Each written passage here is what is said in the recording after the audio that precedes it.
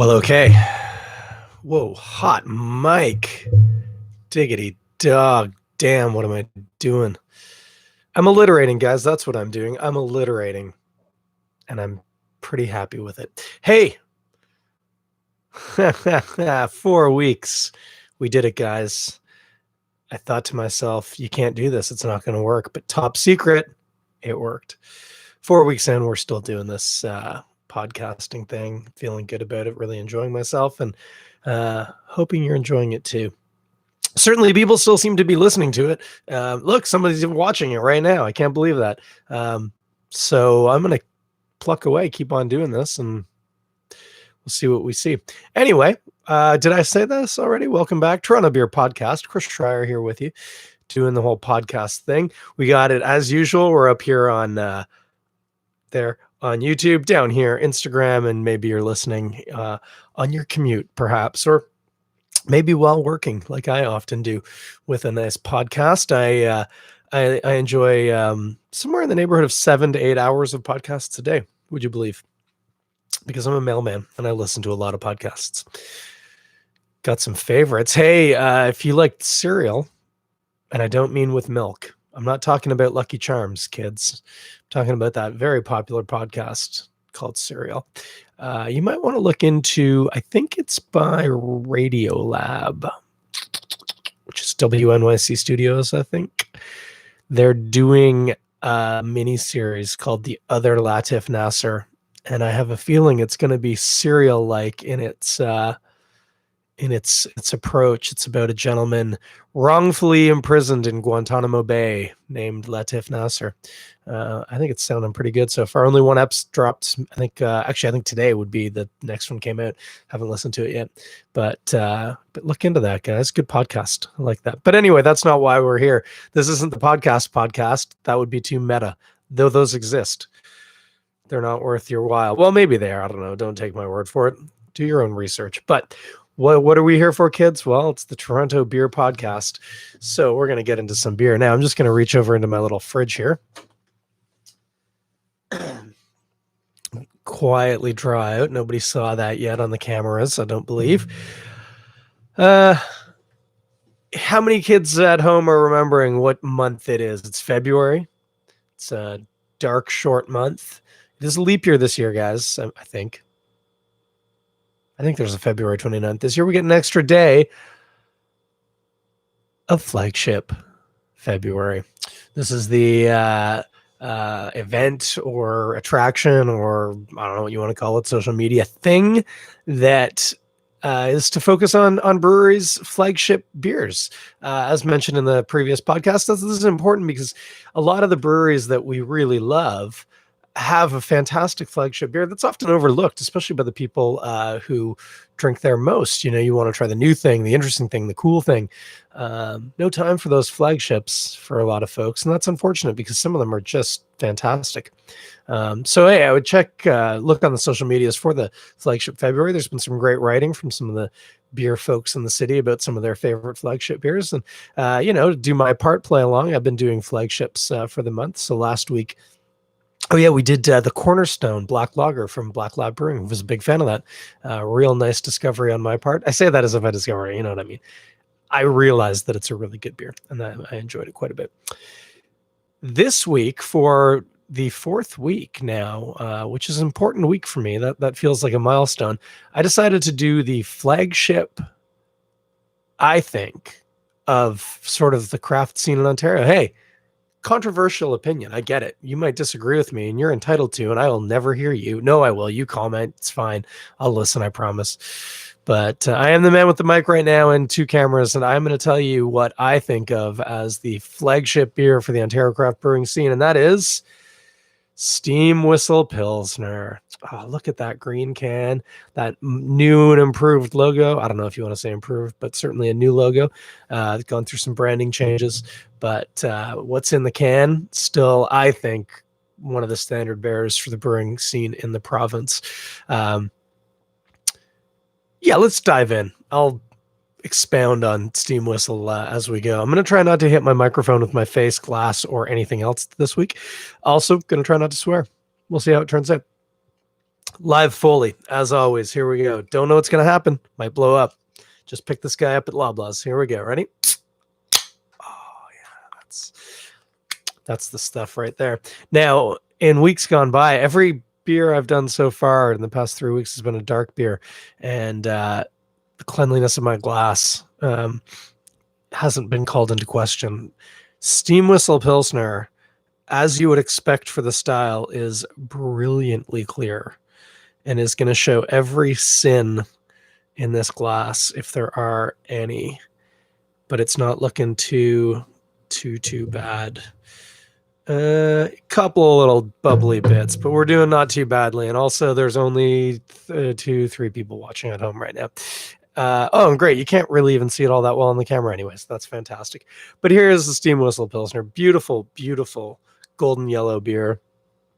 Actually, having claimed that it was brilliantly clear, it's very clear. I wouldn't have quite said brilliant.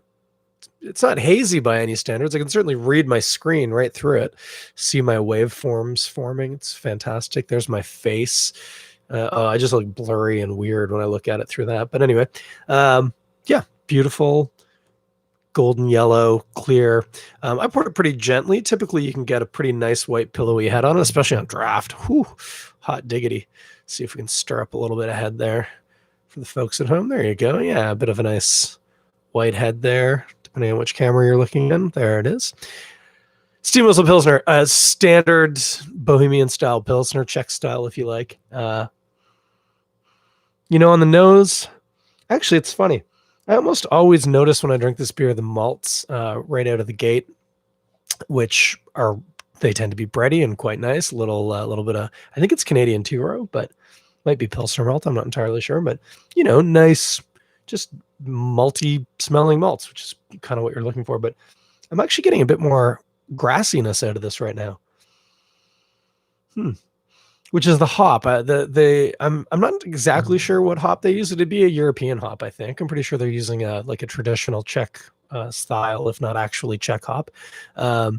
And they tend to be a little bit more kind of herbaceous or earthy, sometimes a little spicy. A lot of the tastes that you associate with kind of modern hops, grapefruit and stuff like that, come from more of the New World hops. But those old European ones, they're nicely sturdy bitter, maybe a little tannic, sometimes a little bit of black tea or something. But this one's just got a nice grassiness to it, which with the grains gives it kind of that farm field, not barnyard. Don't think about that. We're talking about yeast and bacteria then. We're going to talk about that later in the show, guys. But more like a farm field, like, when you're driving through the country on your motorcycle in the summer, which I'm sure is something you can all relate to. Just that nice, fresh, grassy, sort of grainy smell. It's quite nice. So have a little sip now.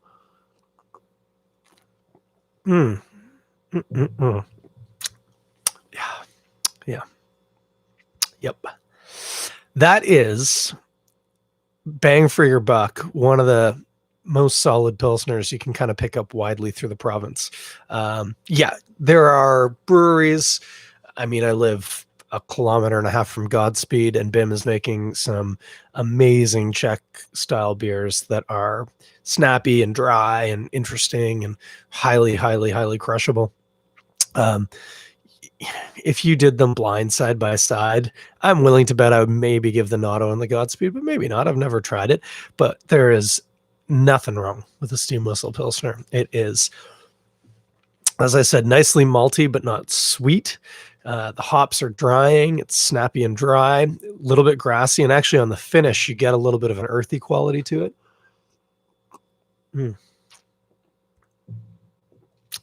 Good weight, like good density to the beer on your palate. It's not certainly not heavy by any standards, but it's got some body to it.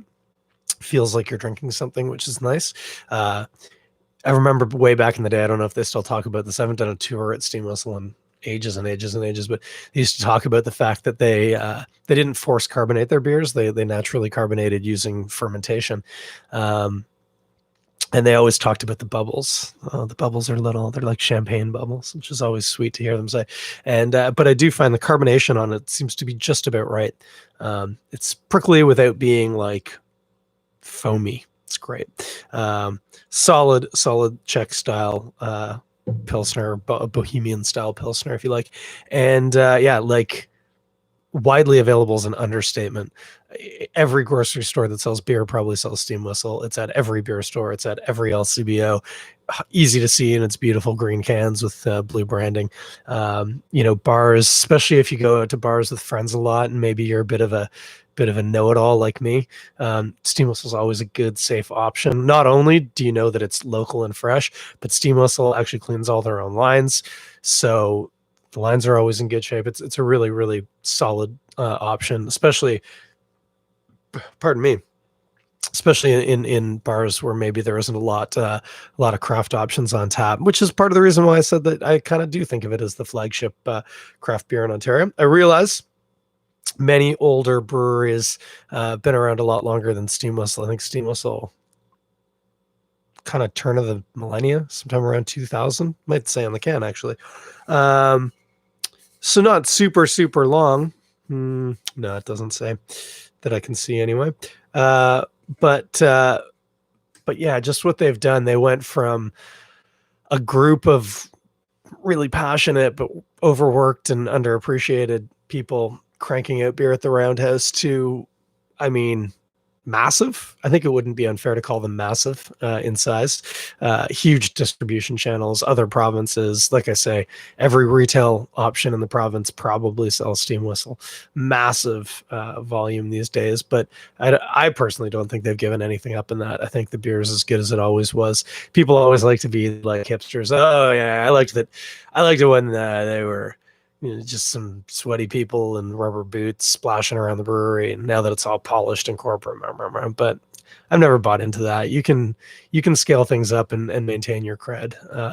It doesn't mean that you are selling your soul. Some of my favorite breweries, in fact, are huge these days. I love Bose, and Bose is massive. Obviously, everyone I think knows my undying passion for Amsterdam, which is also a very large brewery by craft still. Oh, they're too big, too much, blah blah blah blah blah. It used to be. I'm like, no, it's still a solid beer, and this is no exception. Fantastic Pilsner. Easy to find. So grab yourself some Steam Whistle Pilsner. And now, of course, the part of the show, well, what are you going to eat with it? And that's a very good question.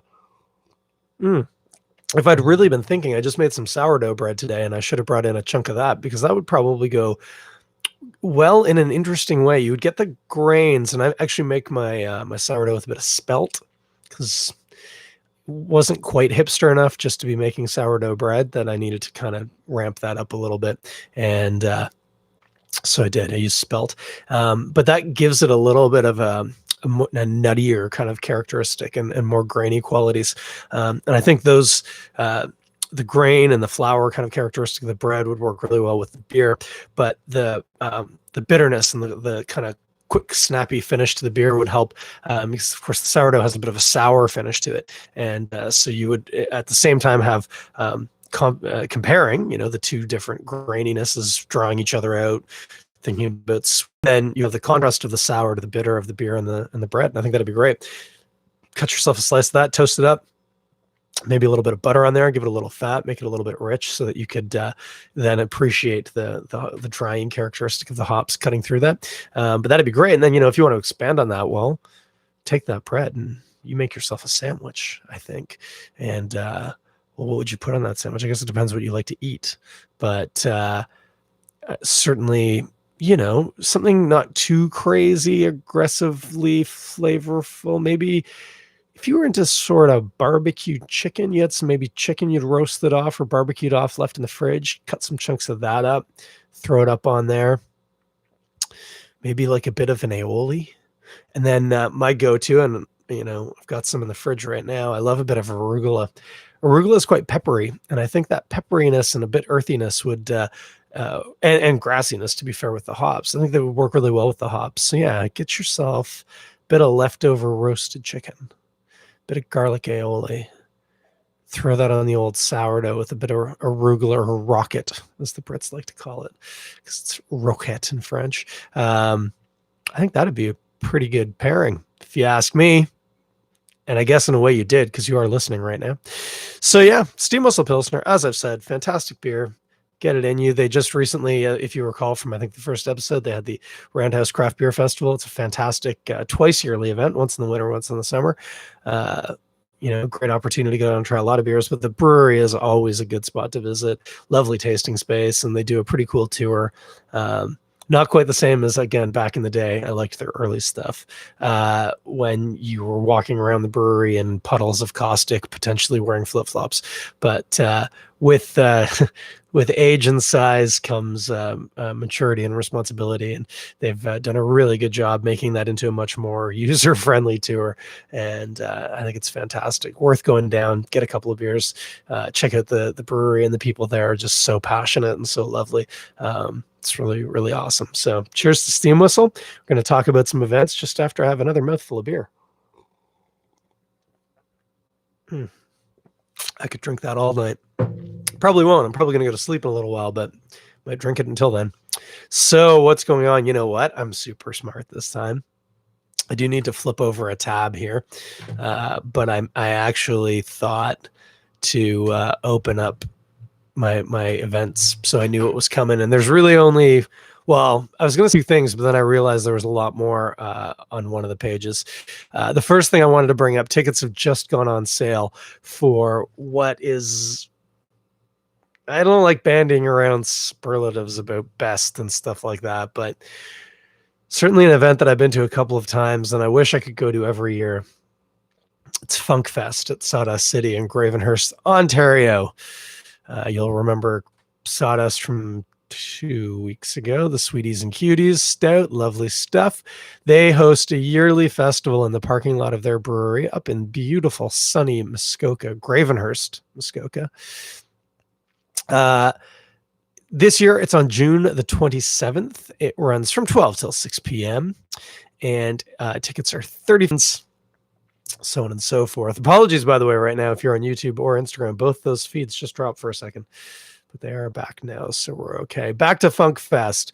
Why is it called Funk Fest? Well, there are funk bands, but it's more to do with the beers. The main focus of this event are funky beers, barrel-aged, bugs, sours, things with Brettanomyces, beers that may go and pucker. They're great. Lots of really fabulous, fun, interesting, complicated generally beers, but they've announced this year they're also going to be inviting the breweries that are providing the funky beers to also bring like a lager or something really, crushable and easy to kind of cleanse your palate between beers. I know I went in the inaugural year and then I think the year after, and I think that's been it. I've only gone twice and I really, really, really like it. Had a really good time that first year with George Eagleson. George, what a guy, eh? Everybody listening to this, anybody George, you can probably figure out what a good time we had. It was lovely. Anyway, Funk Fest, Gravenhurst, Ontario, June 27th. Tickets are on sale right now. You can go to funkfest.sawdustcitybrewing.com or just search Funk Fest on the old Googs. You're going to find out a lot more about it. And I would encourage you to get your tickets now. I suspect it sells out. And they definitely have limited space. So you want to check that out. To bring up, I was going to mentioned it earlier, Left Field has their Fan Appreciation Day coming up, and I wanted to look it up and make sure I had all the details right. And I generally did in the past times I've talked about it, but I looked it up again, but it's on their event page, and I realized, good golly, they just never stop, do they? Those crazy kids at Left Field and all their events. So Fan Appreciation Day, that's going to be February 16th, which I think some people call Saturday? Sunday? Oh, I can't use my phone. Oh, okay, it's coming up, guys. Like today is the 10th, so it's 6 days away, which would be Sunday. Somehow that doesn't seem right. But anyway, it's February the 16th at 11 a.m. at the brewery. They say it's a party to say thanks to you as we celebrate 7 years. Good gravy. Can you believe it? How long has it been? Well, 7 years is how long it's been. So you want to check that out. But when you go to the Left Field events page, you're going to see a whole host of amazing things coming up. And I just couldn't help myself. I had to draw attention to a couple of things coming up tonight, if you're listening to this on the podcast and it's fresh. Today I'm recording on February the 10th. Tomorrow, February the 11th, 7 p.m., Fly tying workshop at left field. What? Fly tying? Yeah, flies. Oh, well, look, I've actually got fly tying stuff sitting right next to me. What a coincidence. Look, here's a whole box of streamer hooks. I'm shaking it if you're listening at home. Look, here's my nymph hook box. I got a vise and everything in there. Yeah, tying flies for fly fishing. Even if you don't tie fly ties, tie flies, fly fish, it could be fun to go out and learn a little bit about it. It's the Valentine's edition. See what they did there? TYES. Very, very, very clever. But the important thing here, it's hosted by my friends, your friends too, if you're into fly fishing, over at Drift Outfitters on Queen Street by Parliament? Right across from Moss Park, anyway. Really fantastic guys at the Drift Fly Fishing Outfitter shop. And they'll be teaching you how to tie some flies, talking about materials, I'm sure, and what you might use the flies for. And it's a really, really cool time. You're going to check out for ticketing Drift Outfitters at shoplightspeed.com. And yeah, going to tie some flies, going to drink some beers. I'm looking to see if there's a price on here. I do not. Oh, there it is. $20. It's $20 in, 7 p.m. till 9 p.m. What a good deal. It also says there's only 12 spots available, so it might actually already be full, but you can look it up. Check it out. I would support that. I would also support the Brine and Brew 101 on February the 13th. That's coming up real soon too. Oyster shucking workshop. Come on. What else could you want? Oysters and beer. Sounds beautiful. And then I just wanted to give an extra little nod. If you go way down towards the end of the month, on February the 28th, the Better Vegan is going to be serving some pop-up food with their vegan chicken sandwich. And that photo looks pretty damn delicious. So anyway, go over to leftfieldbrewery.ca/events and check out what's coming up, what you can get to, because as I always say, we do love our friends over at Left Field. Give them some support. Check out that stuff. Anything else happening? I mean, Six Nations is on break this week, so not much point talking about that. I had a lousy weekend in the pool because I had Wales and Scotland and neither won. Happy days. But we did have a lot of fun down at the club. Saw some more kids who play rugby with us in the summer, and it's really exciting just seeing them getting a stoke on for that. The Arrows, Toronto's professional rugby union team, had their season opener this past week with a big win over some stupidly named team from Texas, but we trounced them, so who cares how dumb their name might be. And Wolfpack lost their second game of the season. Oh, not good, guys. I do like seeing them actually having to compete, but I kind of want to see them win too. Sonny Bill Williams headed back to New Zealand now because he's about to have another child, but we'll see him again in a couple of weeks, I'm sure. And by the time they get into Toronto, hopefully they're back to smashing the boys. Smash them boy! Like that.